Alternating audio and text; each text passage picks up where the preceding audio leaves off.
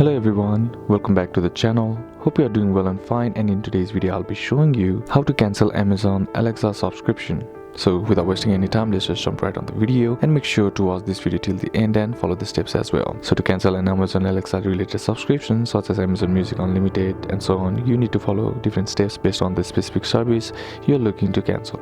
So the first thing is cancel Amazon Music Unlimited. Cancel your Amazon Music Unlimited subscription that works with Alexa. What you need to do is open the Amazon Music app, go to the Amazon website, log into your account, go to your account and then select Amazon Music settings.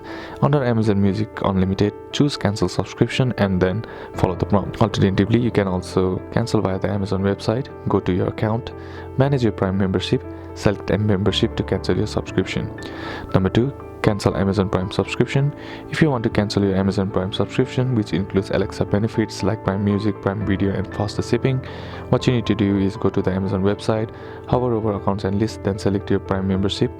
In the end manage membership section, choose end membership, follow the instructions to confirm your cancellation. Number 3 is cancel Alexa related skill subscriptions.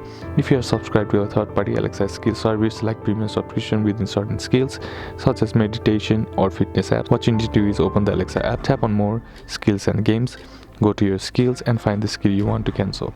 Tap on it, and if it has a subscription, you will see an option to cancel subscription or manage subscription. Number 4, cancel Amazon Echo or Alexa device subscriptions.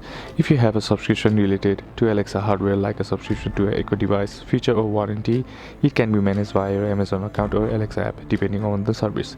And that's basically how you can do it. And that's it for today's video, guys. I hope this video was useful to you. Leave a like if it did.